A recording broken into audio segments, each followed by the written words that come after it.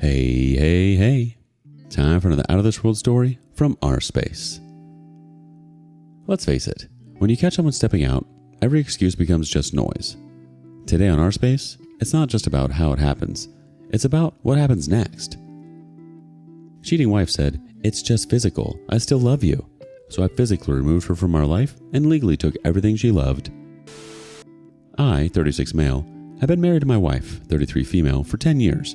I won't say we have a great marriage, because we honestly don't. It's been rocky for a while, and I've done everything I can to fix it. But there's only so much you can do when only one person seems to be interested in making things work. Anyway, it didn't come as a huge surprise to me when I made the discovery that blew everything up. First, let's talk about what ruined what I thought was once a perfect marriage. To put it simply, she turned into a gold digger out of nowhere.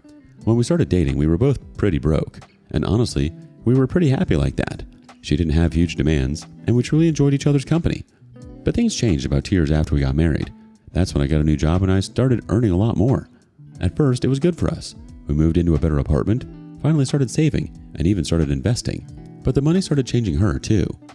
She started getting a bit too invested in what her friends were buying and wearing, and she'd nag and complain if she didn't have the same things. At first, I tried to make her happy, but it was never really enough. If she finally got something she wanted, she'd just find something else to whine about. Eventually, I stopped trying so hard to satisfy her with physical things. I was earning well, but I wasn't made of money, and catering to her materialism didn't seem like a healthy way to maintain our relationship. I tried talking to her about it. I sat her down and explained that I couldn't give her every little thing she wanted whenever she asked for it, whether I could afford it or not. It wasn't healthy for our relationship. I also tried to talk to her about her habit of comparing what she had to what her friends had. I pointed out that she'd never really be happy if she couldn't learn to be satisfied with what she had. Envy wasn't good for the soul. But all she heard was that I wasn't going to be an ATM for her anymore, and she changed. She whined at first, constantly complaining that I wasn't taking care of her anymore. I had to remind her that while she was contributing a little to the bills and rent, the majority of it fell to me. She was living a better lifestyle than most, and it was because I was providing. I might as well have been talking to a wall. Things were strained after that, but I didn't back down on my word. If she whined that one of her friends had just gotten her some new shoes or a new bag that she wanted, I would pretend that I didn't hear her. I refused to entertain her materialism any longer, and that led to a few fights. In the biggest fight, she claimed that I didn't love her anymore. I said that it was a stupid conclusion for her to come to just because I wasn't buying her some new overpriced shoes every week. I can't remember exactly what led to it, but eventually she accused me of cheating on her and spending money on another woman. That was so outlandish that I didn't know what to say for a few seconds. She went on to say that I must be having an affair since I was neglecting her. That wasn't true at all. I was constantly made a conscious effort to set aside time for her. That was the first time I considered that we might need couples therapy. I just wanted to get to the bottom of why she'd suddenly started attaching love to money. It was a few days after the fight that I realized that she'd just been deflecting and trying to flip things on me. That was when I knew that the problems in our relationship were bigger than I'd originally thought. Eventually, we moved on from that fight. She came to me later to apologize for accusing me of cheating, saying that she'd just been emotional. It sounded plausible enough, and we put it behind us. She was less demanding after that, and she started putting more effort into paying attention, but something felt off. It kind of felt forced, almost like she was running through a checklist of things she was supposed to do. I didn't suspect cheating, but I knew something was wrong. I found out about her affair completely by chance. She was showing me something on her phone when a notification popped up. It was very flirty and instantly obvious what was going on once I saw it. She paused for a moment when it came up and tried to swipe it away, but it was too late. I took advantage of her attempt to pretend nothing had happened and snatched the phone out of her hand.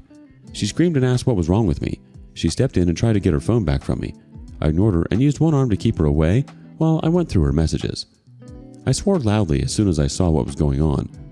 I'm not the swearing type, and I think that scared her because she stepped back as soon as I did.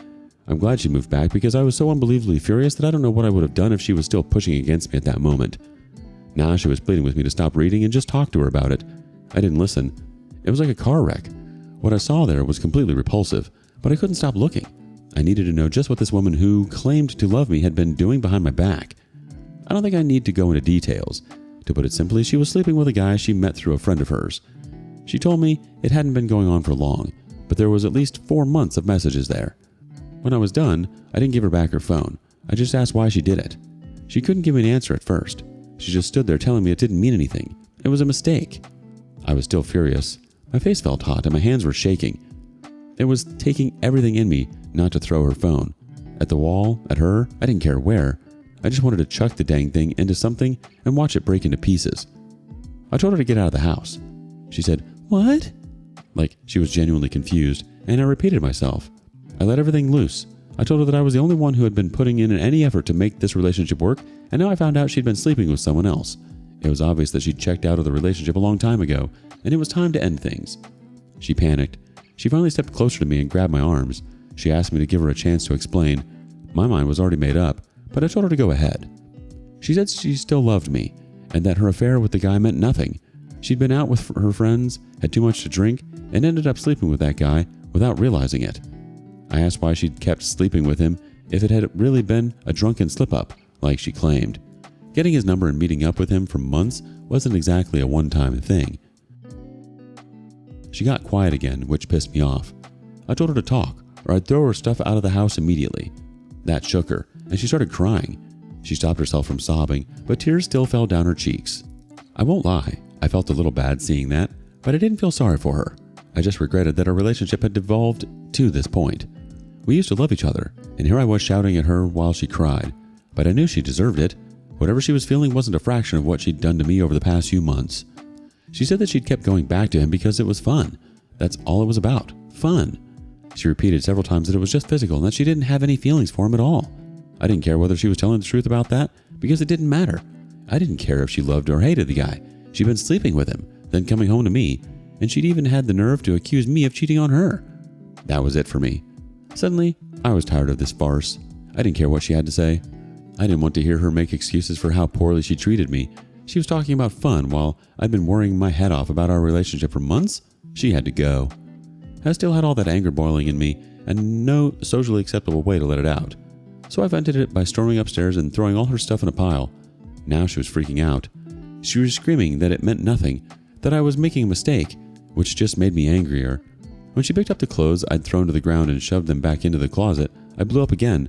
I told her that she had to get out of the house that very night, or I'd post all of her messages with the guy to my Facebook page. That got her to stop and think. I was angry enough to actually do it, and she knew that. She stormed out of the room, fully sobbing this time, and left me to pack her stuff in silence. I had a while to calm down and think while I did so, and I really tried to consider whether I was actually making a mistake. Should I really try to fix things with her first? But I knew the truth. I'd been trying to fix things for ages. This was just the death blow to a relationship that had been dying for a while now. She was waiting on the couch when I brought her stuff downstairs. Her eyes were puffy and red, but she wasn't crying anymore. She asked if we could just sit down and talk about it, but I said there was nothing to talk about anymore. We'd had a chance to fix things. Now it was over. She took her stuff and left, but not before telling me she'd call me the next day. She wanted to give me time to think it over and sleep on it. I told her not to hold her breath. That happened a few days ago. I've had a lot of time to think of my next move. I'm definitely going ahead with the divorce, but I'm planning with the expectation that I'm going to get cleaned out.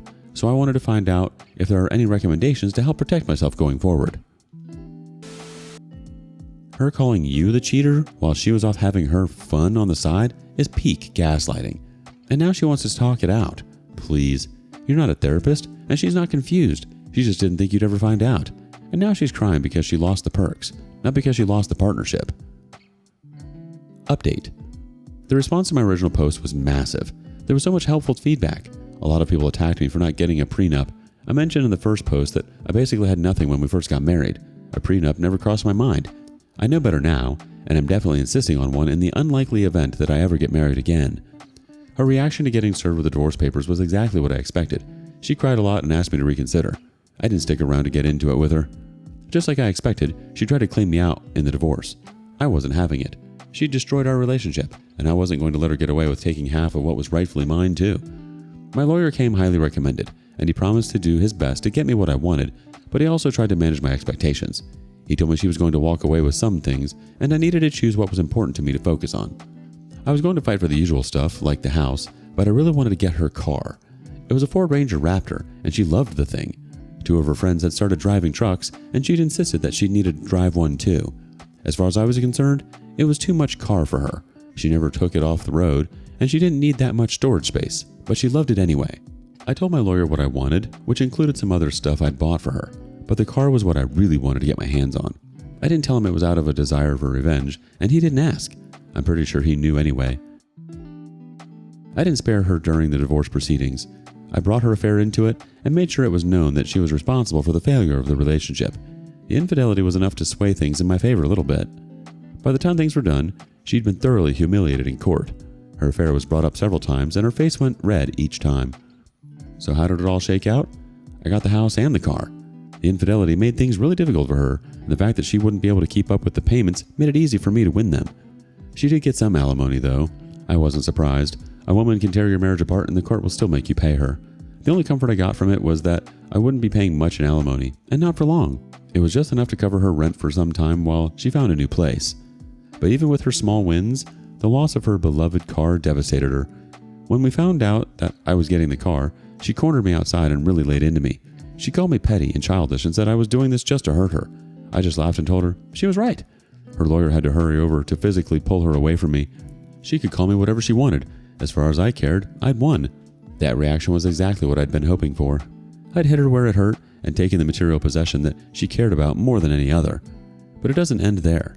Losing her car had really set her off.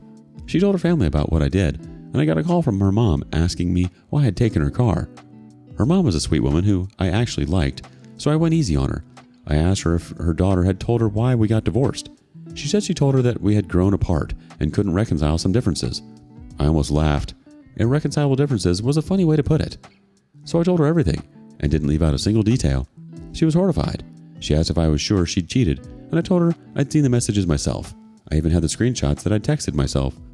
Her mom apologized for everything and said she was going to talk to her daughter. I couldn't get the interaction out of my mind. My ex had tried to make me the villain, even though she knew what she'd done to me. I imagined all the people she could be spreading lies to without me knowing about it. That was when I made up my mind on how I was going to handle it. I wasn't going to wait for another family member or friend to call and accuse me of being the bad guy. If my ex-wife wanted to make me the villain here, then I'd tell everyone what she'd done.